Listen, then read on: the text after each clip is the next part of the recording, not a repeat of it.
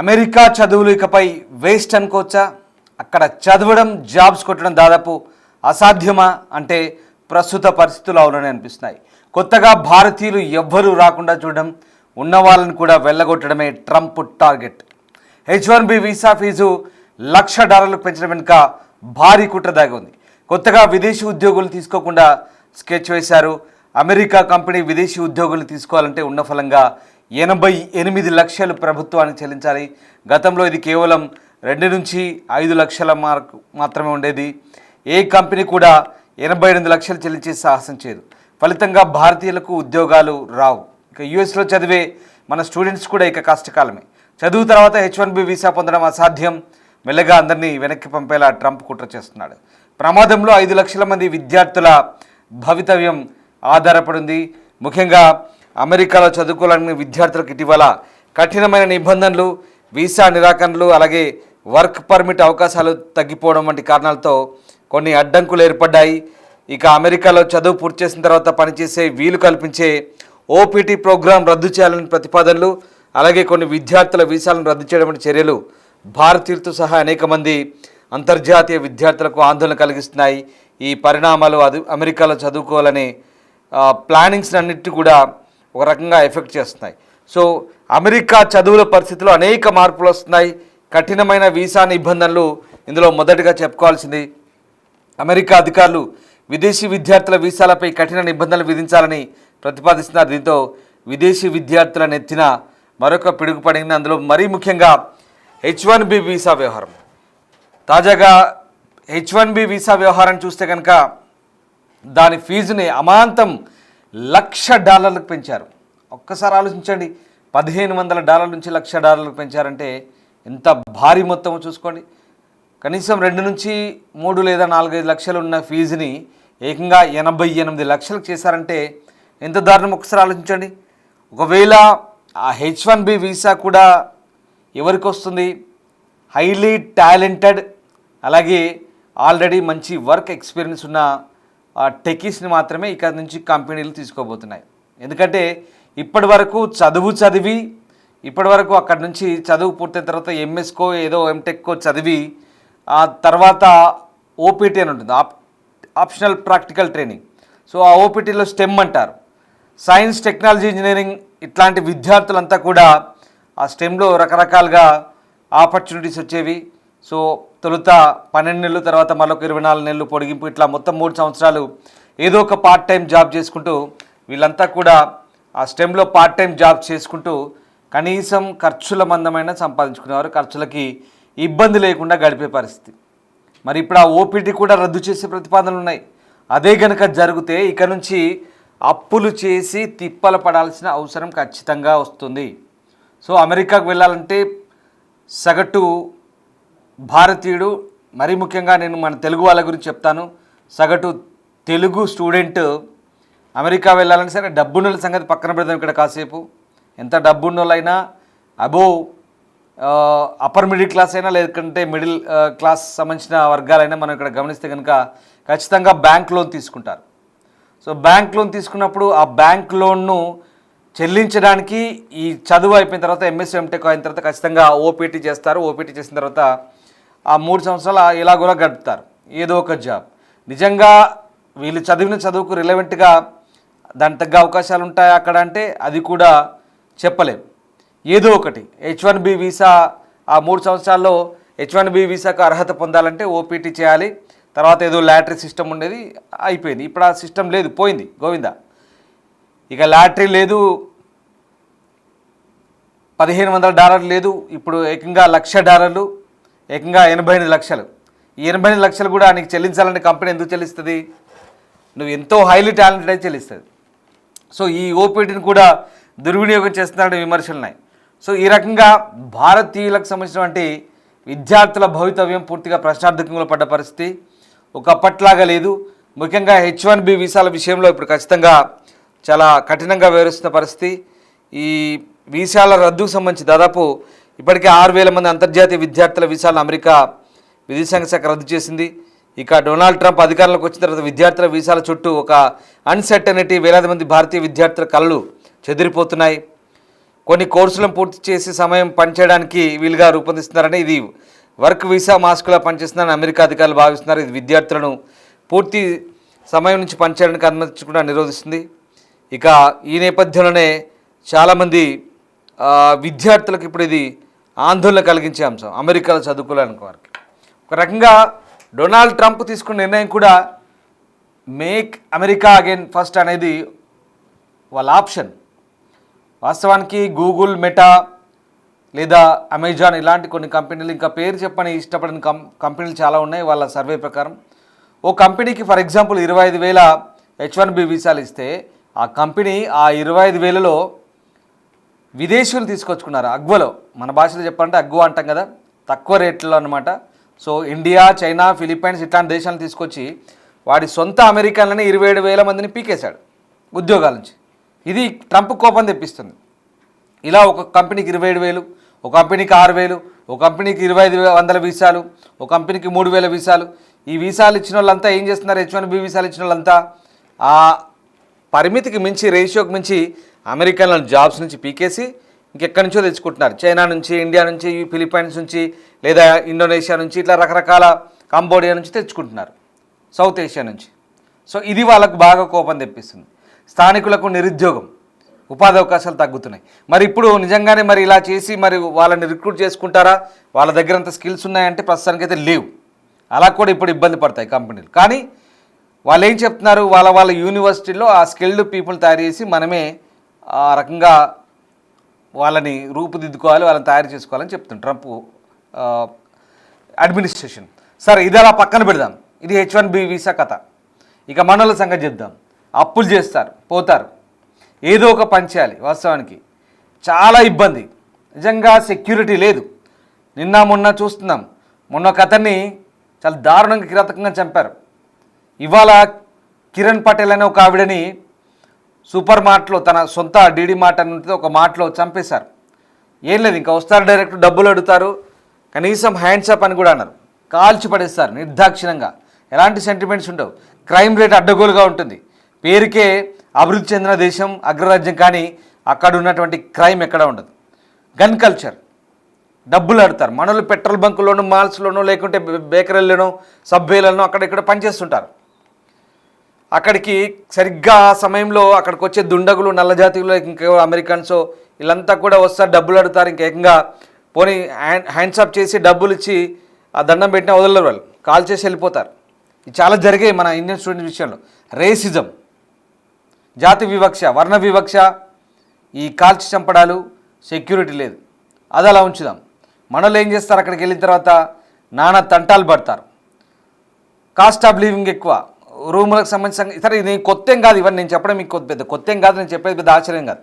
అక్కడ తిండి main problem. తిండి నిజంగా ఫ్రిడ్జ్లో పెట్టుకొని వారం వారం తింటారు. ఇది ఎంత దారుణం! ఇక్కడ ఇంట్లో తింటారా? ఊర్లో, ఇక్కడ మన తెలుగు రాష్ట్రాల్లో మన ఇంట్లో తింటారా? తినరు.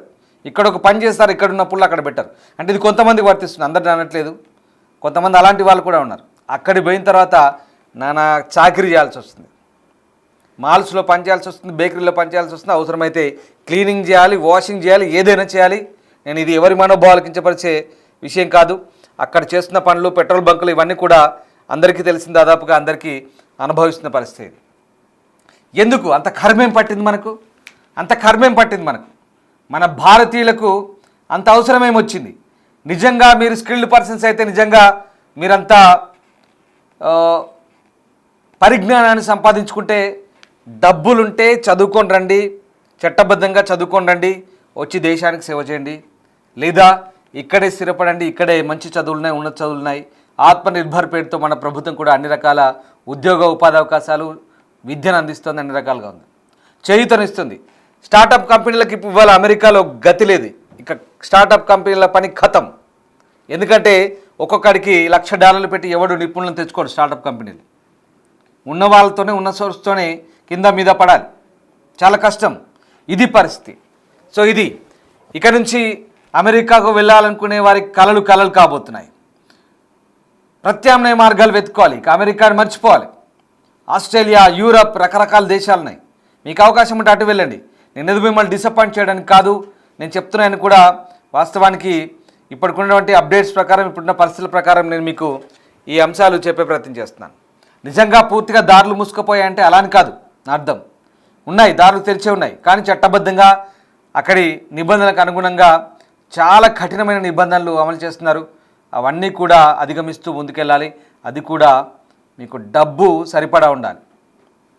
మిడిల్ క్లాస్ లేదా అప్పర్ మిడిల్ క్లాస్ ఇలాంటి వ్యక్తులు లోన్లు చేసి అప్పులు చేసి అక్కడికి వెళ్ళి ఇబ్బందులు పడే కంటే ఆరామ్సే ఇక్కడే ఉండి చదువుకోవడం బెటరు, దేశానికి సేవ చేయడం బెటర్ అనే అభిప్రాయాలు కూడా వ్యక్తమవుతున్నాయి.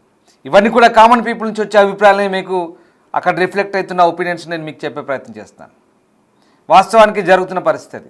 లేదా ఇతర దేశాలు చూసుకోండి, ఇప్పుడు అంతటా స్టార్ట్ అయింది. లండన్లో స్టార్ట్ అయింది వలసవాదులను వెనక్కి పంపాలని, ఆస్ట్రేలియాలో స్టార్ట్ అయింది, మిగతా దేశాల్లో స్టార్ట్ అవుతుంది. పోనీ అక్కడికి వెళ్ళిన తర్వాత అక్కడ లా అండ్ ఆర్డర్కు అనుగుణంగా, నిబంధనలకు అనుగుణంగా చక్కగా ఉంటున్నారంటే కొంతమంది ఉండట్లేదు. దేశాన్ని చెడ్డ పేరు తెచ్చే కొన్ని నేరపూరిత కార్యకలాపాలు పాల్పడుతున్నారు, మర్డర్లు చేస్తున్నారు, డ్రగ్స్ కేసులో ఇరుక్కుంటున్నారు, సెక్స్ రాకెట్లో ఇరుక్కుంటున్నారు. ఇది లిటరల్లీ ఇది జరుగుతుంది, నిజమే. ఇందులో మన తెలుగు వాళ్ళు కూడా ఉన్నారు. గతంలో పోయిన ఏడాది జరిగింది. రిక్రూట్మెంట్ల పేరుతో ఏకంగా ఒక సెక్స్ రాకెట్ నడిపించారు ఒక టీం. సిగ్గుచేటు. భారత జాతిని అవమానపరిచే ఇలాంటి చర్యలు, భారతీయుల పరువు మంట కలిపే ఇలాంటి చర్యలు. ఒక ఆడుపోయి సూపర్ మార్కెట్లో దొంగతనం చేస్తుంది. దారుణం. ఇలాంటి చిల్లర చేష్టలతో కొంతమంది దేశ పరువు తీస్తున్నారు. సరే, ఇవన్నీ ఒక ఎత్తు. వాళ్ళ సందర్భాన్ని బట్టి, ఆ సిచ్యువేషన్ బట్టి అక్కడ కొన్ని బలహీనతలు వాళ్ళని ఆ రకంగా ప్రేరేపిస్తాయి. దాన్ని మనం నిజంగా కొన్ని సందర్భాల్లో సరే టాలరేట్ మనం చేస్తాం, కానీ వాళ్ళు టాలరేట్ చేయరు. చూడండి, మొన్న ఒక వ్యక్తి ఆ గొడవ పడుతుంటే వెళ్ళారు, ఏం లేదు, డైరెక్ట్ షూట్ చేస్తారు, అంత ఇంకేం ఉండదు. లొంగిపోమ్మని కూడా చెప్పారు, అట్లీస్ట్ షూట్ చేస్తారు. పోలీస్ అంత స్ట్రిక్ట్గా ఉంటుంది లా అండ్ ఆర్డర్. నేరస్తులతో ప్రమాదమే, పోలీసులతో ప్రమాదమే, ఏదైనా ప్రమాదమే. ఒక సిక్కు ఏదో తన మతపరమైనటువంటి ఒక చిన్న ఖడ్గాన్ని పట్టుకొని తిప్పుతుంటే లొంగిపోమ్మన్నారు. సో అతను కూడా కొన్ని తిక్క చేసలు చేస్తాడు, వెంటనే షూట్ చేస్తారు, అయిపోయింది, కథం. ఇలా ఉంటుంది పరిస్థితి. సో అమెరికాలో బిక్కు బిక్కు బిక్కు అంటూ గడుపుకుంటూ ఉంటారా, ఇండియాకు వచ్చి ప్రశాంతంగా జీవనం సాగిస్తారా? నన్ను అడిగితే ప్రపంచంలో మన భారతదేశం అంతటువంటి ప్రశాంత వాతావరణం ఇంకెక్కడా లేదు. బహుశా మీకు డాలర్ల మోజు మీద, డాలర్ల కలలతో ఇక్కడి నుంచి వదిలి అమెరికాకు వెళ్ళాలనుకుంటే ఇక్కడి నుంచి మీ డాలర్ల డ్రీమ్స్, ఆ డాలర్ డ్రీమ్స్ నెరవేరే పరిస్థితి లేదు లేదు లేదు ఖచ్చితంగా. నిబంధనలు చాలా కఠినంగా ఉంటున్నాయి, నిబంధనలు చాలా కఠినంగా అమలు చేస్తున్నారు. అనవసరంగా ఆలోచించుకోండి ఒకటికి 4 సార్లు. అమెరికా వెళ్ళాలా, ఇండియాలో ఉండాలా, లేదా ఇంకేదైనా ప్రత్యామ్నాయ మార్గాలు, యూరప్ లేదా ఆస్ట్రేలియా. నేను మిమ్మల్ని డిస్కరేజ్ చేయట్లేదు, కానీ అమెరికాలో ఉన్న పరిస్థితుల గురించి మీకు వివరిస్తున్నాను. ఇతరత్ర మార్గాలు ఉన్నాయి, యూరప్ దేశాలు ఉన్నాయి, ఆస్ట్రేలియా ఉంది, లేదా కెనడా, సరే రకరకాలుగా. అంటే ఎక్కడ నిజంగా ఒక రకంగా చెప్పాలంటే రాజకీయ అనిశ్చితి, హింస, లా అండ్ ఆర్డర్ ఇష్యూస్, ఏ దేశాలు, యూరప్ కొన్ని దేశాలు బాగుందనుకోండి, చాలా దేశాలు ఇదే పరిస్థితి. ఇప్పుడు ఇంకా అక్కడ కూడా వలసవాదులపై ఈ రేసిజం కేసులు అవుతున్నాయి, వలసవాదులపై దాడులు అవుతున్నాయి, ఇప్పుడు పెద్ద పెద్ద ఆందోళనలు అవుతున్నాయి. ఒకరు కాదు, ఇద్దరు కాదండి, గుర్తుపెట్టుకోండి, లక్షలాది మంది రోడ్ల మీదకి వస్తున్నారు. వీళ్ళని తన్ని తరమండి, వీళ్ళని వెనక్కి పంపండి అంటూ. అందులో ఇండియన్స్ గురించి అంటున్నారు, పాకిస్తాన్ల గురించి అంటున్నారు, ఫిలిప్పైన్స్ వాళ్ళ గురించి అంటున్నారు, చైనాల గురించి అంటున్నారు, అందరి గురించి అంటున్నారు. అందరినీ ఒకే ఘాట్ని కట్టి పంపించండి ఇక్కడ నుంచి, మేము వీళ్ళని భరించలేకపోతున్నామంటూ వాళ్ళంతా కూడా బెంబేలు ఎత్తిపోయి రోడ్ల మీదకి వస్తున్నారు. అలా ఉంది పరిస్థితి. సో ఇక్కడ వాళ్ళ సామాజిక భద్రత కావచ్చు, వాళ్ళ ఉద్యోగ అవకాశాలను దెబ్బతీస్తున్నారనే ఆలోచన వాళ్ళకు ఉండొచ్చు కాక. కానీ భారతదేశం నిజంగా అద్భుతమైనటువంటి మానవ వనరులు కలిగే దేశం. సాంకేతిక నిపుణుల్ని, ఇంజనీరింగ్ నిపుణుల్ని, వైద్యుల్ని వీళ్ళందరినీ కూడా అమెరికాకు పంపితే అమెరికాకు అది సహించట్లేదు కదా. ముఖ్యంగా ఇండియాను టార్గెట్ చేసి ట్రంప్ అధికారులకు వచ్చిన తర్వాత చాలా దారుణమైన కఠినమైన నిబంధనలు తెస్తున్నాడు, ఇండియన్స్ని టార్గెట్ చేస్తున్నాడు.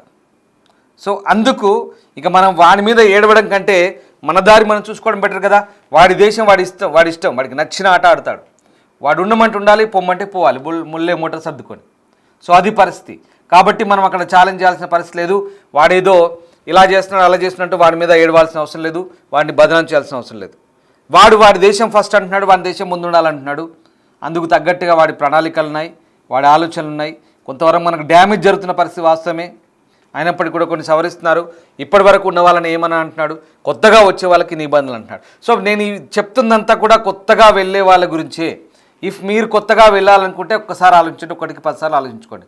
అమెరికా డాలర్ డ్రీమ్స్, అమెరికా కలలు, బాగా డబ్బుండి పోతామనుకుంటే నిబంధనల ప్రకారం పోండి, చదువుకొని రండి, బుద్ధిగా అక్కడ ఎట్లాంటి జాతి వ్యతిరేక కార్యకలాపాలు కానీ ఎట్లాంటి చిన్నపాటి నేరమైనా కూడా మిమ్మల్ని డీపోర్ట్ చేసి మళ్ళీ జీవితంలో జిందగీలో అమెరికాలో కాలు పెట్టకుండా చేస్తారు, జాగ్రత్త.